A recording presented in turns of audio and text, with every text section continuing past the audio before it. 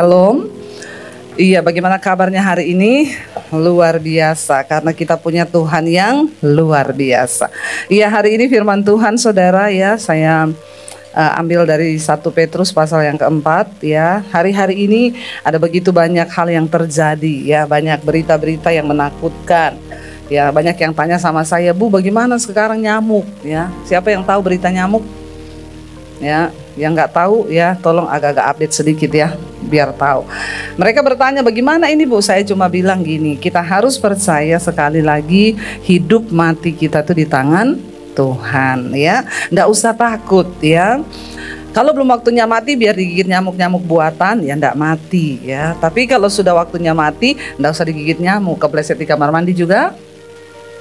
Amin ya, makanya bagian kita adalah berjaga. Yuk buka bersama 1 Petrus pasal yang keempat ayat yang ke-12 ya. Judul perikopnya adalah menderita sebagai Kristen. Ya, siapa yang merasa dirinya Kristen hari ini? Angkat tangan coba. Yang Kristen saja. Kalau nggak Kristen nggak usah dengar khotbah ini ya. Haleluya saudara. Ayat 12 di sana dikatakan 1 Petrus pasal yang keempat ayat yang ke-12. Iya. Kita baca bersama, saudara-saudara yang kekasih, dikatakan apa?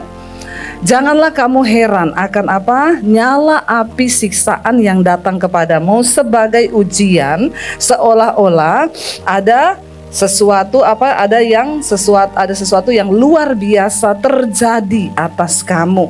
Hari-hari ini dikatakan kalau kita menjadi orang percaya, menjadi Kristen, menjadi anak Tuhan, jangan kamu heran akan apa? Nyala api siksaan yang datang kepadamu sebagai ujian, seolah-olah ada sesuatu yang luar biasa terjadi atas kamu.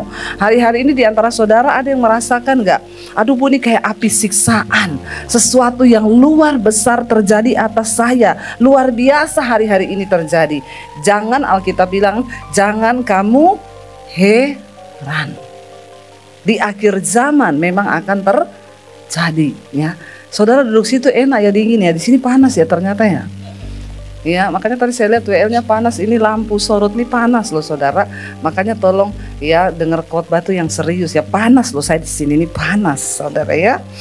Dikatakan ada nyala api yang sesuatu seolah-olah sesuatu yang luar biasa itu sedang terjadi atas kita. Ya, kalau saudara mengalami hari-hari ini bersyukur, berarti firman Tuhan digenapi. Memang benar, menderita sebagai Kristen. Hari-hari terakhir itu ya kita akan mengalami seolah-olah ada sesuatu yang luar biasa terjadi. Entah dalam masalah keuangan. Setiap kita punya pergumulan kan? Saudara punya masalah? Ya, punya saudara. Ada yang bawa tisu saudara? Boleh bagi dengan saya ya. Ya, mungkin nanti panitia bisa siapin tisu ya. Saudara, dikatakan di sini bahwa ya jangan kamu heran ketika kamu itu merasa ada sesuatu seperti nyala api siksaan yang datang padamu sebagai ujian ya. Terima kasih ya, panas memang ya.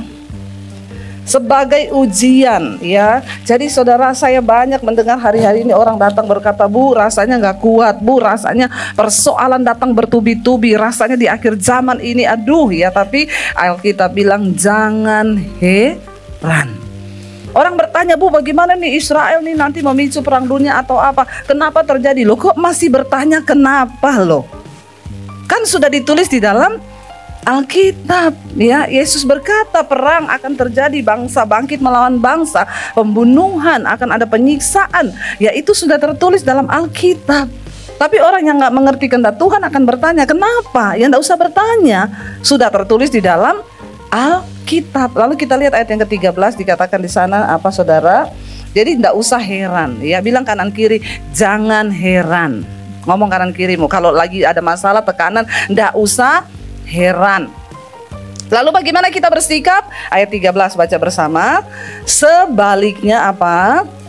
Bersukacitalah sesuai dengan bagian yang kamu dapat dalam penderitaan Kristus ya.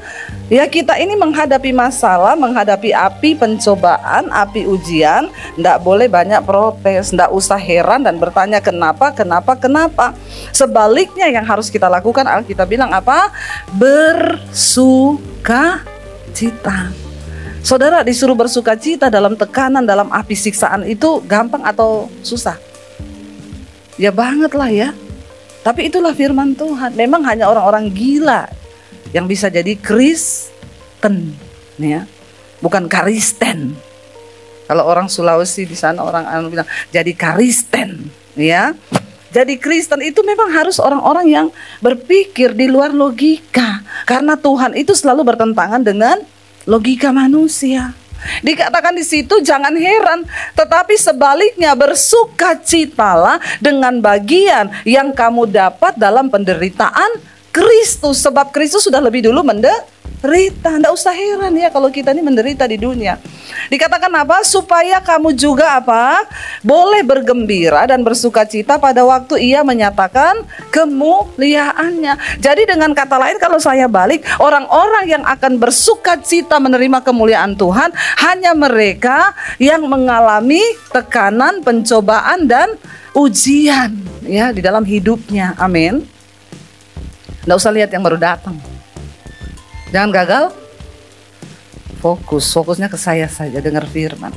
Saudara, dengan kata lain, siapa yang akan bergembira dan menerima kemuliaan? Hanya mereka yang di dunia ini sudah mengalami penderitaan dan mereka tetap bersuka cita. Supaya kamu juga boleh bergembira dan bersuka cita pada waktu Ia menyatakan kemuliaannya. Ayat 14 baca bersama.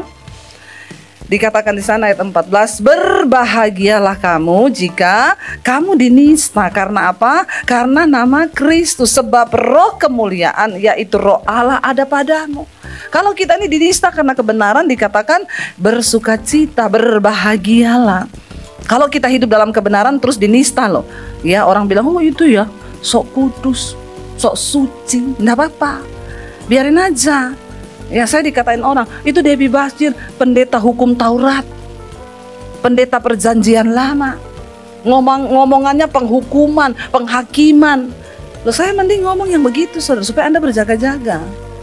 Orang tuh bilang sama saya gini, Bu, emang ibu yakin sorga itu ada, penghakiman itu ada nanti? Ngapain kita susah-susah hidup kudus? Ternyata enggak ada sorga, enggak ada neraka. Saya bilang ada atau tidaknya sorga, saya tetap mau hidup kudus karena saya mengasihi Tuhan. Amin, saudara. Jangan tertipu dengan pengajaran-pengajaran hari-hari ini loh, saudara ya, yang berkata nggak usah hidupi hukum Taurat, nanti saudara jadi ahli Taurat. Kita sekarang kasih karunia. Saya akan kasih tunjuk nanti ayatnya ya. Jangan main-main dengan kasih karunia Tuhan. Memang Yesus datang memberikan kita keselamatan karena kasih karunia. Tapi hati-hati, jangan itu membuat engkau nyaman hidup dalam dosa. Hargai kasih karunia yang mahal harganya itu. Ya, kita akan lihat nanti di sini. Nanti supaya saudara bilang, jangan bilang saya ini pendeta perjanjian lama, pendeta hukum Taurat. Di perjanjian baru lebih keras lagi tentang keselamatan, itu harus kita jaga loh. Ya, ayat yang ke-15 baca. Ayat yang ke-14 tadi dikatakan, berbahagialah jika kamu itu dinista karena nama Kristus, berarti roh kemuliaan itu ada padamu. Kalau orang punya roh kemuliaan, dia pasti akan dinista, diomongin karena kita hidup benar, enggak apa-apa. Ayat 15 berkata, baca bersama, janganlah ada di antara kamu yang harus menderita sebagai apa? Pembunuh, pencuri, penjahat, atau pengacau. Ya, kalau kita menderita karena kebenaran, puji Tuhan, haleluya 12 kali. Saya diusir karena menerima Tuhan Yesus. Ya, saya dianggap pemberontak karena saya mau hidup dalam kebenaran. Tidak apa-apa. Tuhan melihat kita, saudara. Tuhan yang menilai hidup kita. Tapi daripada dikatakan di situ, ya kalau engkau menderita ya sebagai pembunuh, pencuri, penjahat atau pengacau, ya itu bikin malu Tuhan, ya. Ada kan orang dibilang itu, oh itu udah terkenal dari dulu. Ya, pencuri. Hari-hari ini banyak orang masuk ke gereja nawar-nawarin saham, ketemu pengusaha-pengusaha, korbannya banyak, miliaran, puluhan miliar. Ya, setelah diselidiki, oh memang dia dari dulu begitu. Ternyata ini sudah kasus berikutnya, tapi berkedok rohani, bawa firman.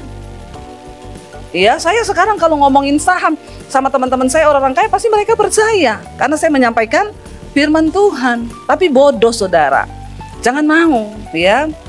Sekarang tuh banyak orang berkedok-kedok rohani, ya jangan sekarang, tapi saudara jangan percaya ya. Sekarang banyak pakai nama saya jual Mas Antam. Saya dikirimin, Bu ini ibu ya, fotonya ibu loh. Ya, namanya juga Ibu Debbie Basir. Saya mau nawarin Antam karena saya dapat diskonan besar. Teman saya itu, ya dia ini nih Antam, mau nggak ambil di saya? Ya, saya bilang saya nggak pernah jualan emas. Ya, karena saya punya emas itu sudah banyak ya, 80 kilo saya punya emas. Mas Daniel. Ya, tapi tidak laku dijual. Dan memang tidak dijual, di koleksi pribadi. Jadi jangan percaya saudara. Tadi ibu yang ngomong ya, ada orang WA ibu ya atas nama saya minta bantuan pembangunan gereja, minta ini itu. Jangan percaya. Saya selalu ngomong, saya tidak pernah kasih proposal, saya tidak pernah minta sumbangan. Tuhan yang mencukupi semua pelayanan saya. Nggak usah minta-minta. Jadi kalau ada atas nama saya minta-minta pembangunan gereja, percayalah itu bukan saya. Langsung blokir saja ya saudara ya. Dikatakan kita bersuka cita menderita karena kebenaran. Jangan karena engkau penjahat, penipu, udah terkenal itu. Oh itu tuh, itu terkenal penipu. Jangan bangga kalau engkau dicap sebagai orang yang pengacau, penipu, penjahat. Ayat yang ke-16 baca bersama. Tetapi jika ia menderita sebagai orang Kristen, maka janganlah ia malu, ya, melainkan dikatakan di sana apa? Ya, melainkan hendaklah ia memuliakan Allah dalam nama ya Tuhan Yesus Kristus Tuhan kita, saudara. Jangan malu kalau engkau menderita karena kebenaran. Tidak apa-apa, jalani aja. Pastikan hidup kita di dalam kebenaran. Pujian tadi itu saya kalau nyanyi lagu itu saya perhatikan kata-katanya, jangan sembarang nyanyi, saudara.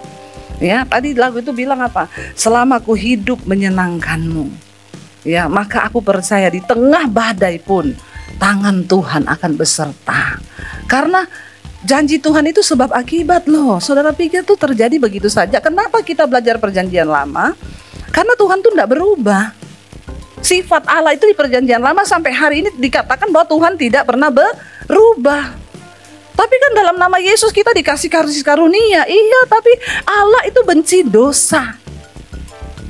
Jadi jangan sampai kita bermain-main dengan dosa. Kenapa kita belajar perjanjian lama? Ya, itu kita belajar tentang sifat-sifat Allah supaya kita mengenal Tuhan lebih lagi, saudara. Orang-orang yang ngomong kasih karunia itu orang-orang yang gak mau belajar tentang Tuhan. Dia gak mau belajar tentang sifat Tuhan. Ya, dan kebanyakan mereka itu masih hidup di dalam dosa. Hati-hati kalau sekarang pendeta nggak mau khotbah kekudusan loh. Hati-hati loh saudara. Ada seorang ibu gembala konseling sama saya, Bu Debbie, saya mau konseling. Selama ini suami saya itu gembala. Saya tuh tanya sama dia, kenapa kamu nggak pernah khotbah kekudusan? Dia marahin saya, ya ngapain? Istrinya bilang, kamu tuh nanti akan tanggung jawab di hadapan Tuhan loh. Kamu harus khotbah kekudusan supaya jemaat bertobat. Lalu dia bilang, ternyata Bu, suami saya selingkuh. Akhirnya ketahuan selingkuh. Istrinya bilang, oh ini tuh penyebabnya, makanya selama ini kamu gak pernah khotbah kekudusan, gak pernah ngomong kebenaran di gereja. Lalu suaminya bilang begini, terus kamu mau apa? Kalau kamu tahu saya selingkuh, kamu mau apa? Kamu mau jemaat tahu saya selingkuh? Terus kamu mau makan dari mana kalau jemaat tahu saya selingkuh? Ngeri saudara, ngeri ya. Mimbar gereja hanya dipakai untuk cari makan. Makanya saya bilang, saudara, kalau engkau tidak mempersembahkan tubuhmu kepada Tuhan sebagai korban yang kudus hidup, jangan kau berdiri di mimbar ini untuk cari makan. Kau akan dapat pukulan lebih kuat lagi. Saya ketemu sama seorang pelayan Tuhan di gereja homoseksual. Ya, dia bilang, kenapa gereja itu menghakimi? Orang-orang berdosa nggak boleh pelayanan. Saya bilang, bukan menghakimi.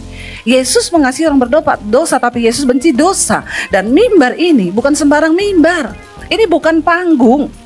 Kalau kamu berdosa, mending kamu off dulu dari pelayanan, bereskan hidupmu, bertobat. Saya pun siap mentor kamu. Jawabannya apa? Kalau saya nggak pelayanan, Bu, saya makan dari mana? Saya itu cari uang dari pelayanan. Ngeri, saudara, ngeri.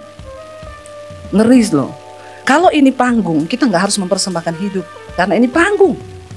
Entertain ini. Saudara mau pelayanan di sini, habis bersina, habis homo, habis selingkuh, naik-naik aja. Kalau engkau melihat ini panggung, makanya saya berdoa supaya gereja jangan menjadikan ini panggung, ini mimbar, ini mesbah yang kudus, katakan. Supaya iman kekristenan jangan bergeser. Banyak sekarang anak-anak Tuhan, pelayan Tuhan, mereka berdosa seenak-enaknya, lalu mereka naik. Kenapa? Karena kasih karet lu injak-injak itu darah anak domba Allah. Yesus datang itu dengan pergumulan. Yesus datang ke dalam dunia ini, saudara, dia bilang, kalau bisa cawan ini lalu daripadaku Bapa, tapi kalau aku harus meminumnya, biar aku meminumnya. Terus kita dengan seenaknya ngomong kasih karunia.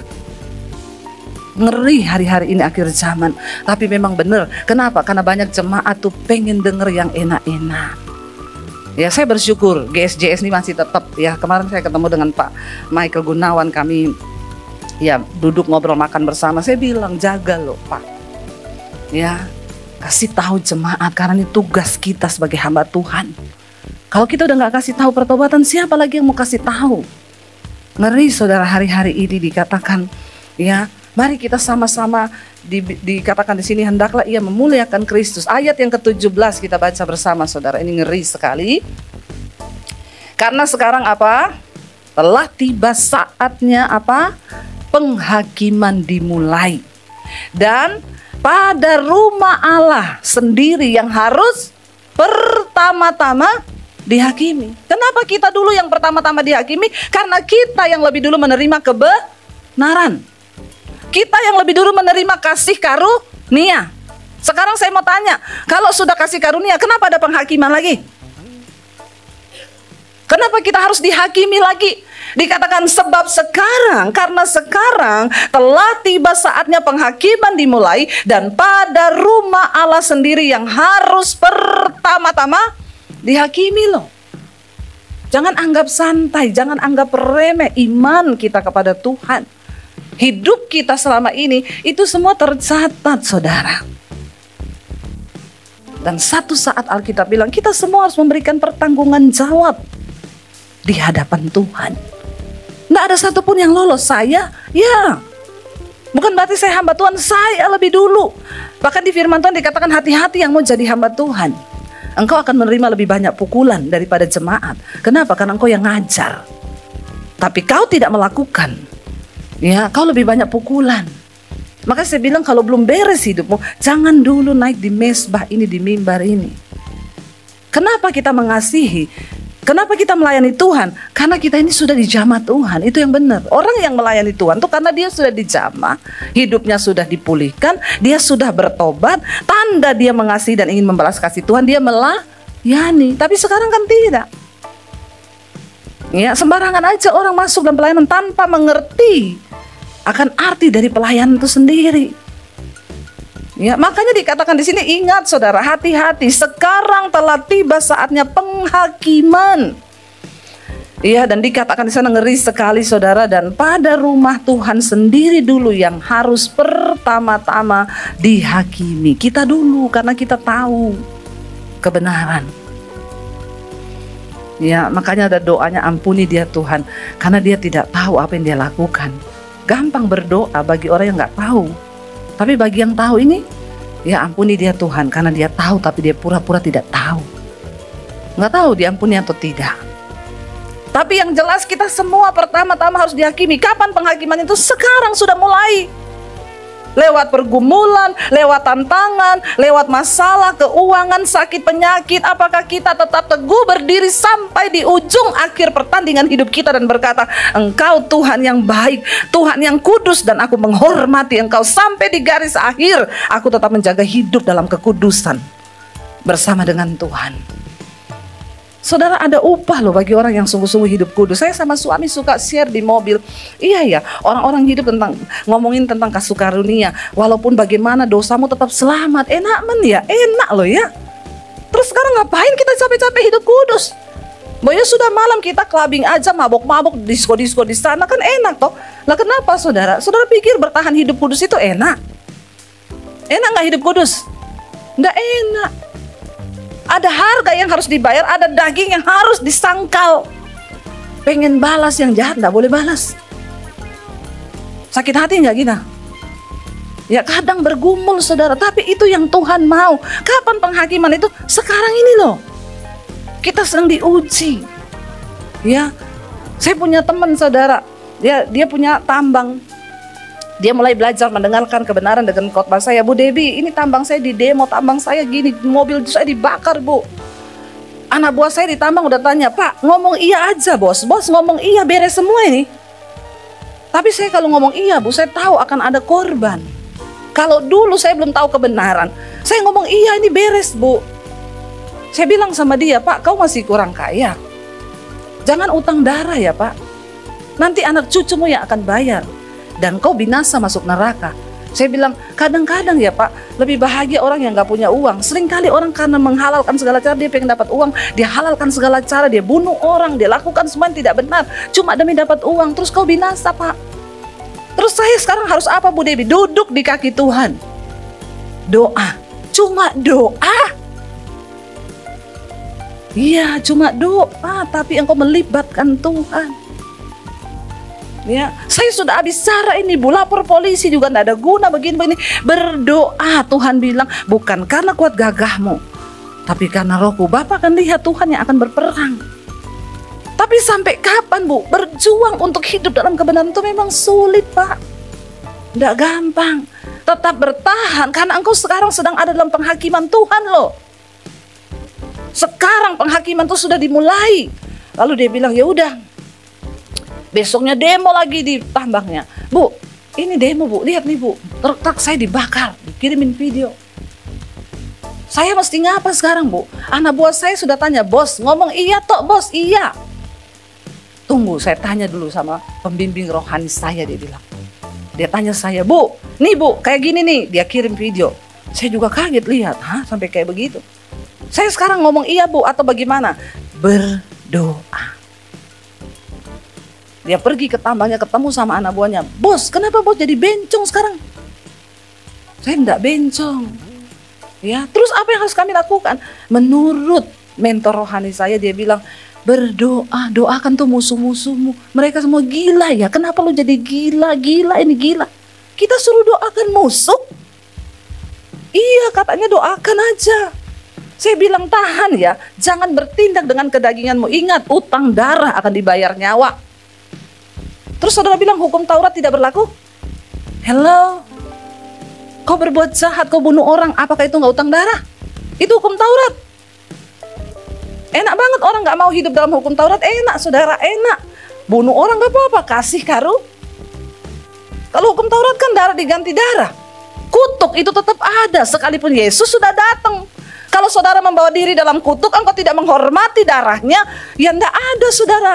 Ya enak aja, nama Yesus berkuasa. Iya, bagi mereka yang menghormati nama itu, yang menjunjung tinggi nama itu. Setan juga tahu kok hidupmu. Saudara nggak percaya? Coba saudara hidup sembarangan. Saya sudah berkali-kali saudara doa pelepasan orang. Lagi doa pelepasan, dalam nama Yesus dia panas. Tiba-tiba ada teman saya pelayanan agak-agak bencong. Datang ikut-ikutan, dalam nama Yesus, dalam nama Yesus. Yang kerasukan melototin dia sambil lihat gini, kamu kan temanku. Setan tahu siapa temennya. Ya, jadi tidak usah pura-pura. Orang yang menghormati nama Yesus, yang hidup dalam kekudusan, engkau punya kuasa. Nama itu berkuasa. Tapi bagi orang yang tidak menghormati nama itu, kau coba tengking orang kerasukan, dia ketawain kau. Nggak ada kuasa dalam dirimu. Tuhan pun tahu siapa yang sungguh-sungguh menghormati dia, siapa yang sungguh-sungguh hidup menurut perintah-perintahnya.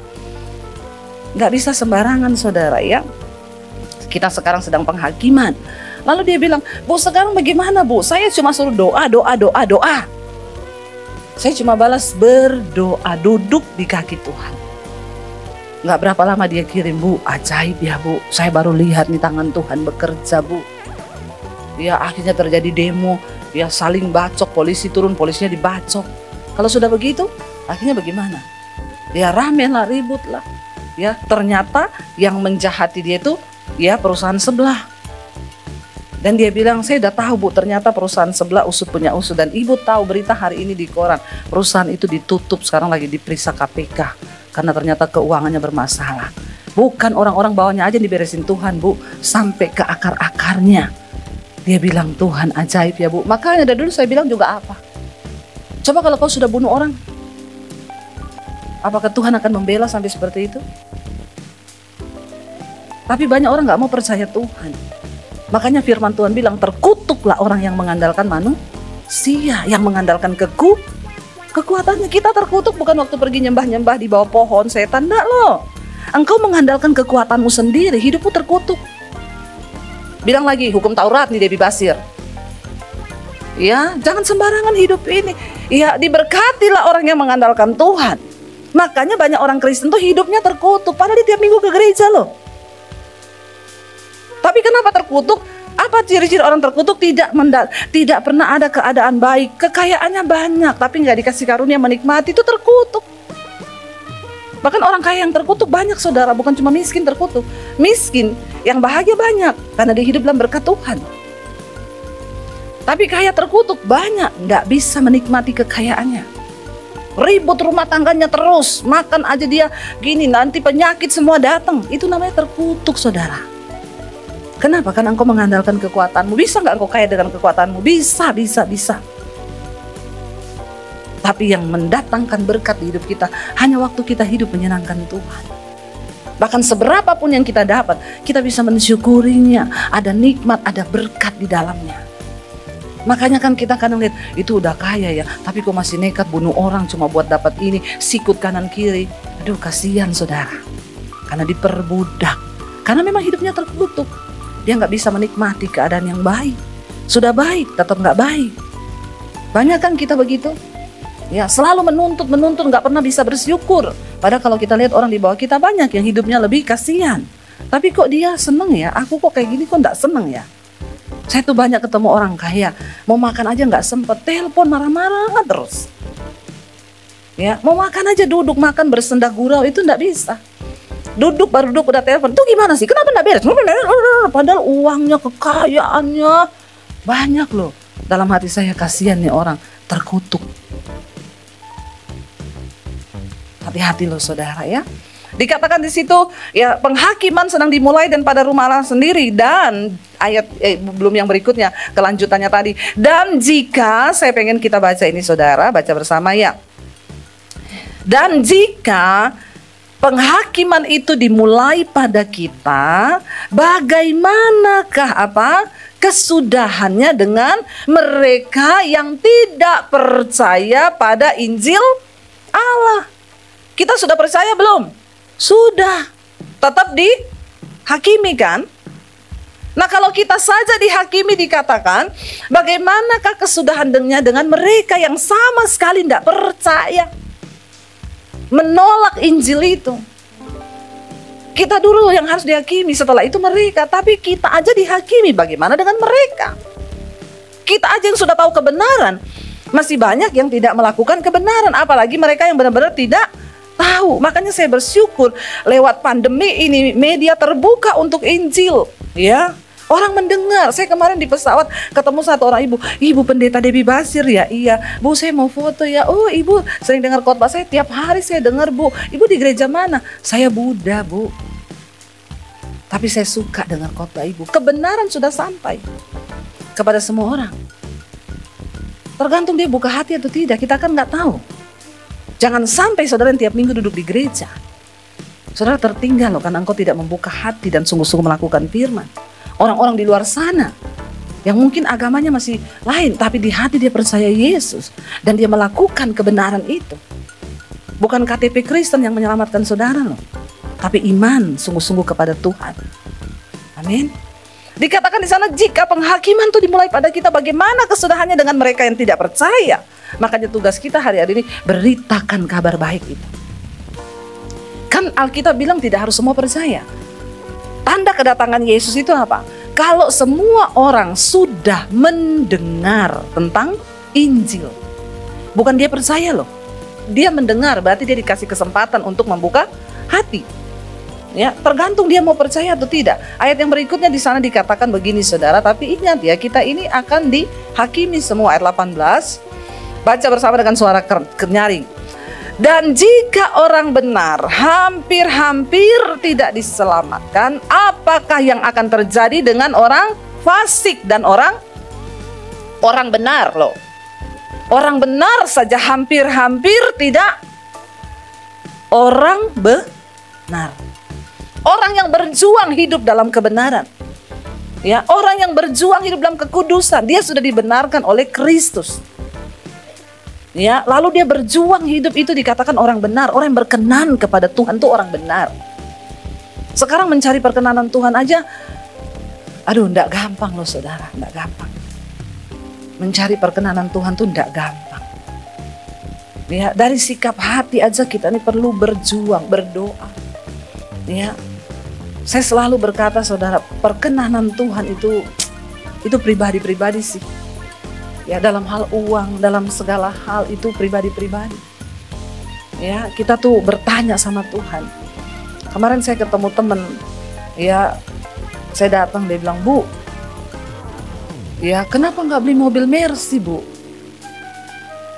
Saya bilang, "Saya mau beli sekarang." "Bisa Pak, bisa." "Bukan nggak bisa, bisa. Tapi apakah itu berkenan sama Tuhan?" Ada begitu banyak pelayanan yang Tuhan percayakan kepada kami.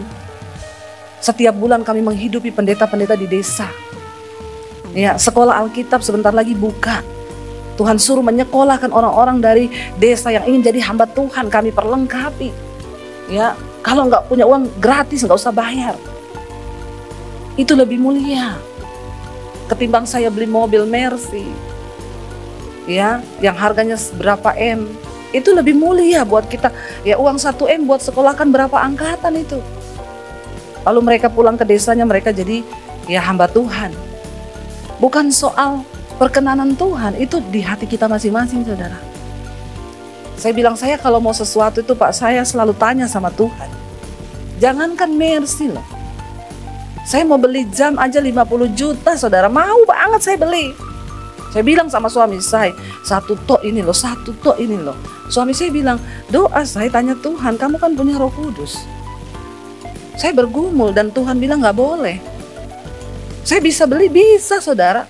Orang saya bantu pembangunan di gereja itu ratusan juta loh sekali transfer. Saya bisa beli nggak itu? Bisa banget. Tapi waktu suami saya bilang, tanya Tuhan aja. Kamu memang punya uang, tapi Tuhan berkenan nggak? Saya tanya. Ya udah, saya tunggu dikasih orang aja kalau gitu. Nggak berani saya. Nggak berani saudara, saya pakai barang-barang bermerek tuh semua dikasih orang, tas dikasih orang. Saya suruh beli, nggak bisa. Ini loh, hati nurani ini loh sama Tuhan. Itu nggak bisa orang yang kasih tahu. Kau nggak bisa tanya sama pendeta. Itu pergumulanmu pribadi dengan Tuhan. Nggak gampang saudara, nggak gampang. Memang harus ada daging yang dikorbankan. Saya sampai nangis loh, bercucuran air mata loh. Seperti anak kecil yang meminta kepada Bapa. Waktu saya tahu Tuhan tidak izinkan, saya bergelinang air mata. Saya bilang, Tuhan, ya Tuhan, saya mau belajar taat.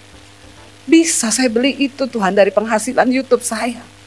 Tapi kalau Engkau nggak bolehin, aku rela Tuhan. Nggak mau. Karena ada begitu banyak hamba Tuhan yang butuh untuk makan.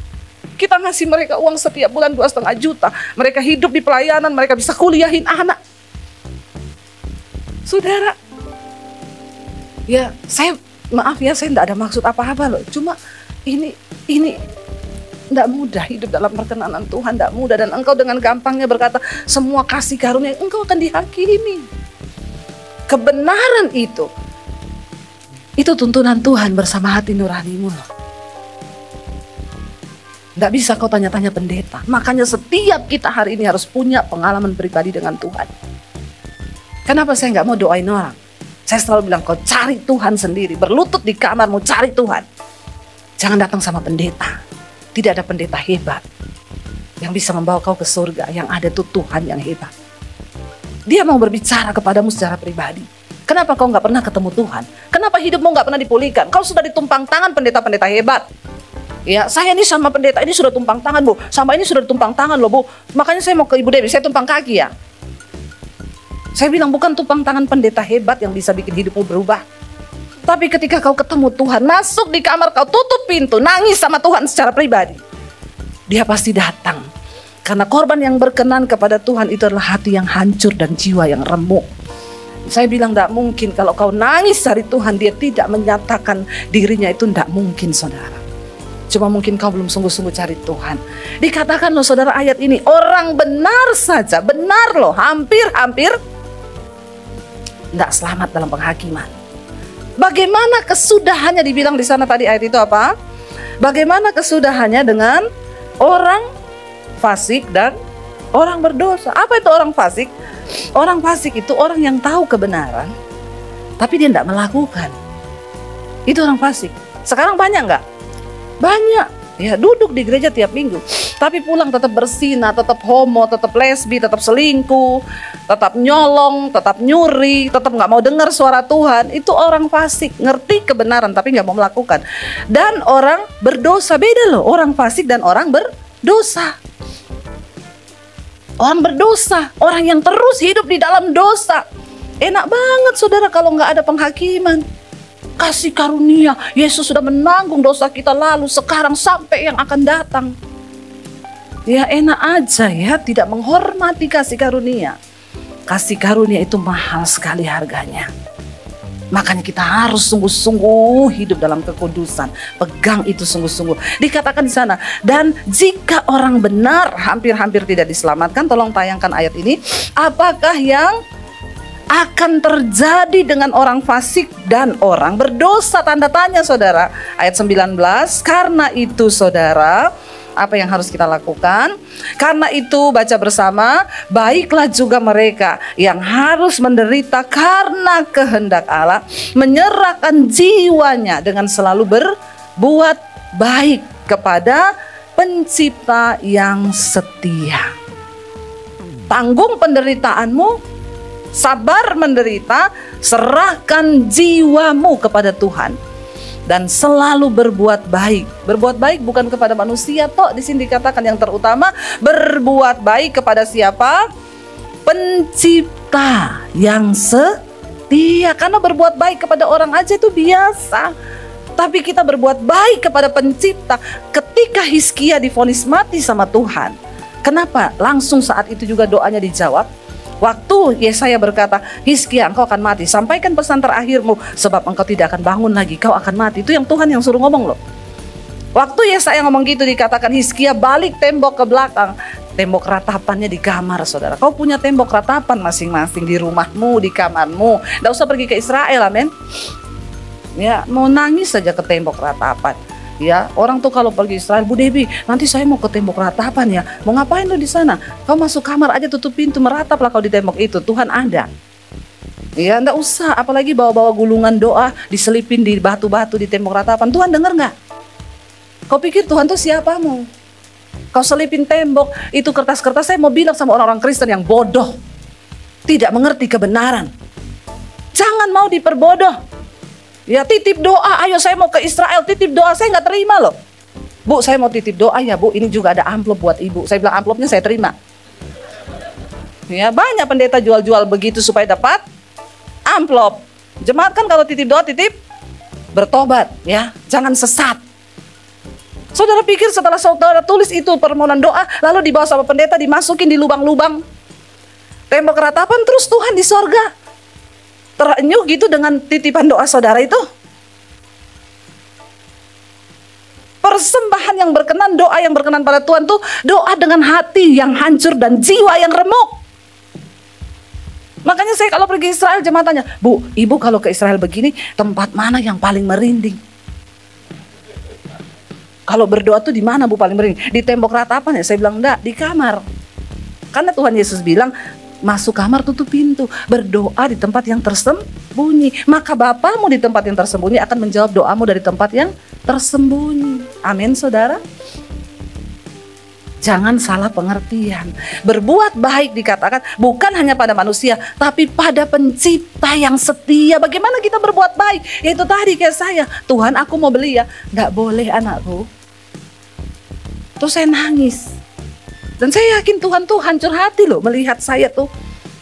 Ya, lalu ada suara hati yang bilang, berdoa minta sama Tuhan. Enggak, aku enggak akan minta. Tuhan sudah cukup dengan semua kebaikannya. Ampuni aku Tuhan, ampuni. Ampuni aku Tuhan. Berbuat baik sama Tuhan tuh nggak ada yang tahu saudara. Kita dengan hati kita. Saya undang para imam musik, tinggal 1 menit waktu saya ya. Saudara kita berdoa, yuk saya bertanggung jawab untuk mengingatkan saudara dari mimbar ini. Karena begitu banyak sekarang khotbah-khotbah yang menyenangkan telinga. Orang seneng, dosanya nggak diungkit, ya tidak pernah kasih tahu. Mari kita berdoa hari-hari ini, berjaga-jaga senantiasa.